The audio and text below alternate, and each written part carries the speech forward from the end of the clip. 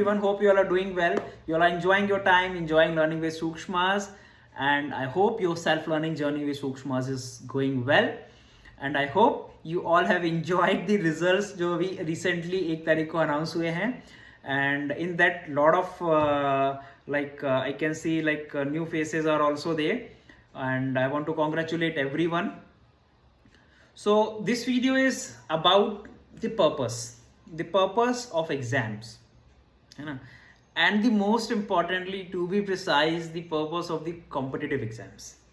So उस पे हम बात करेंगे, purpose of competitive exams, and we'll try to also analyze and understand where and what exact issue is happening in the education system of India, because of which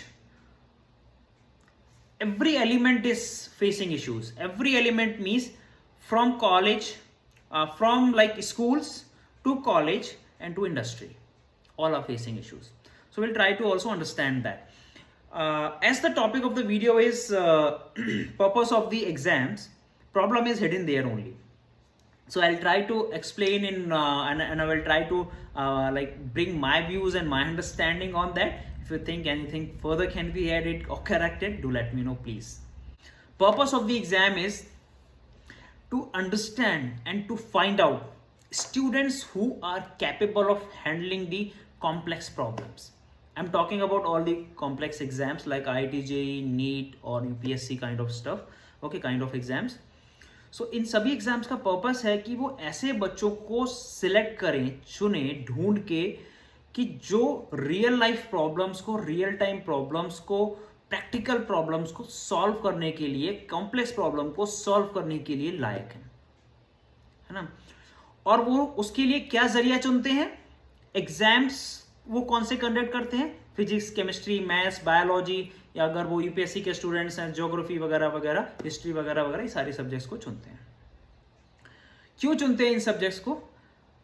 वो उनका basically इन subjects का कोई rarely कुछ मतलब होता है real life में, real life problems में इन सब्जेक्ट्स का रेयरली कोई मतलब होता है ऐसे स्टूडेंट्स को जो कोर उन्हीं सब्जेक्ट्स में आगे अपनी मास्टर्स वगैरह नहीं कर रहे हैं. तो फिर भी ये सब्जेक्ट्स इसलिए चुने जाते हैं क्योंकि बच्चे ने पढ़ा अभी तक यही है, उसका बेस यही है, उसने अभी तक समझा ये है. तो जो समझा है उसी को कॉम्प्लेक्स तरीके से प्रेजेंट करके उसी में उसकी जो है टैलेंट को खोजने की कोशिश, उसको सर्च करने की कोशिश की जाती है. And that is the purpose of these exams. The purpose of these exams is not to test the knowledge of physics और केमिस्ट्री और मैथ्स और बायोलॉजी और हिस्ट्री, सिविक्स, ज्योग्राफी, इकोनॉमिक्स और any other subjects like that.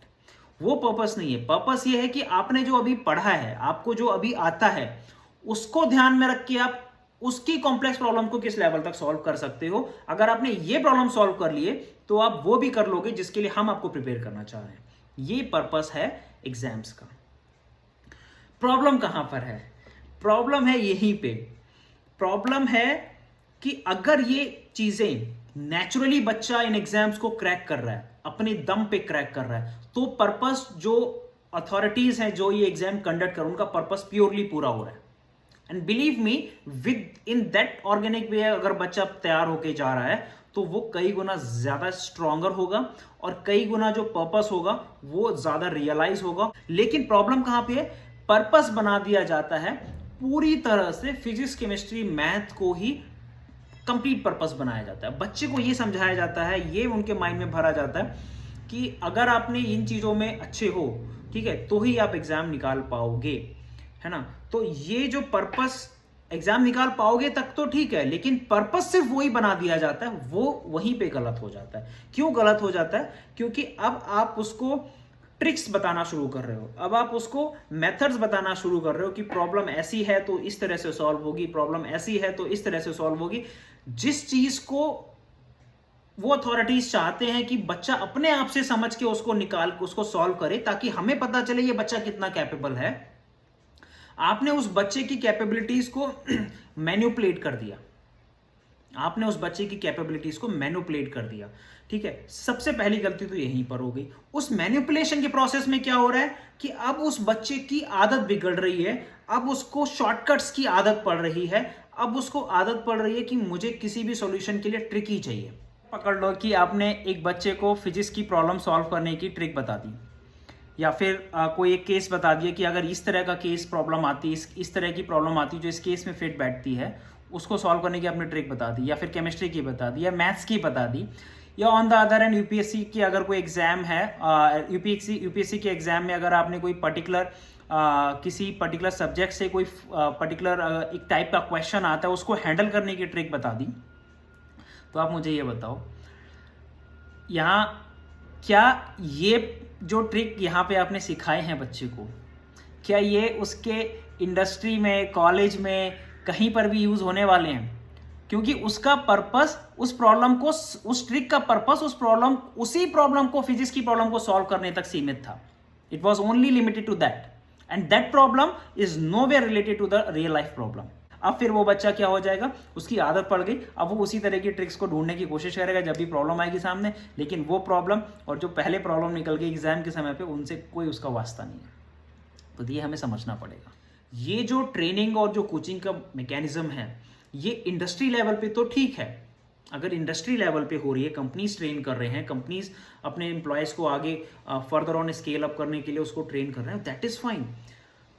मगर अगर एक बच्चे को ट्रेन किया जा रहा है just to crack the exam, after cracking exam क्या ट्रेनिंग देना, कितने रिग्रेस ट्रेनिंग देने हमें वो देने चाहिए, मगर बिफोर क्रैकिंग एग्जाम अगर हम बच्चे को ट्रेन कर रहे हैं, उसकी हम लोग थिंकिंग कैपेसिटीज को, उसकी इमेजिनेशंस को, उसके इम्प्लीमेंटेशंस को अगर हम मैनिपुलेट कर रहे हैं, then we are manipulating the entire future. हम पूरा फ्यूचर मैनिपुलेट कर दे रहे हैं, and that is the problem. फिर क्या हो रहा है, ये बच्चे की आदत यहाँ पे खराब हो जा रही है. कोचिंग के टाइम पे उसको आदत पड़ रही है, सब कुछ एकदम रेडी, एकदम printed notes, colourful notes, sugar coated एकदम बढ़िया से क्लासेस, है ना. ये सब की आदत पड़ रही. कॉलेज में तो ऐसा नहीं होने वाला, है ना. कॉलेज फिल्म के जैसे नहीं दिखते हैं. कॉलेज में कुछ करना पड़ता है, आपको आइडिया देना है, आपको आइडिया दिया गया तो उस पर वर्क करना है ना. वहां पर आप, you can not expect everything will be given to you in your hands. And problem ये हमारे एक कॉलेज की नहीं है, मैं जितने भी कॉलेजेस में जाता हूं, सब में टीचर्स हो गए, वहां के प्रोफेसर्स हो गए, प्रिंसिपल्स हो गए, they are reporting the same issues कि these students are not now listening to us. They are expecting everything should be given from us. मतलब हम ही उनको सब कुछ करके दें.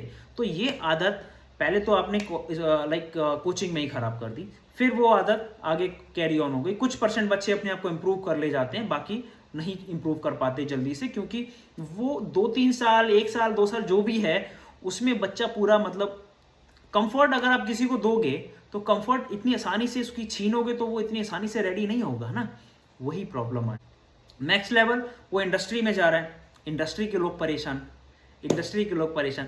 अब अगर वो किसी एमएनसी वगैरह में चला गया, किसी एक स्ट्रक्चर्ड मॉड्यूल में चला गया, वहां तो चलो उसको ट्रेन करके दे दिया, चला दिया, उसको किसी भी तरीके से उससे वर्क करा लिया जाएगा. लेकिन अगर वो किसी स्टार्टअप में गया या फिर किसी मिड स्केल इंडस्ट्री में गया, वहां पर फिर से वो अपना वही उसकी हैबिट कंटिन्यू रहने वाली है, उसकी हार्ड वर्क फैक्टर उसका पास में रहेगा नहीं. He will be expecting everything and he will not fit into that industry. और एमएनसीज में भी अगर वो गया है, वहां पर भी जो एक्सपेक्टेशंस इंडस्ट्री के होते हैं, on that expectation students are not performing in this point of time. Problem वहीं जीरो से शुरू हो जाती है, क्योंकि जिस प्रॉब्लम को सॉल्व करने के लिए वो कमीशंस, वो अथॉरिटीज जो बच्चे को ढूंढने का उनका जो प्रोसेस है, वहीं पे मैनिपुलेशन हो गया. अब आगे तो पूरा मैनिपुलेटेड ही रहने वाला है. And that is the most important and biggest problem in my opinion, in my understanding.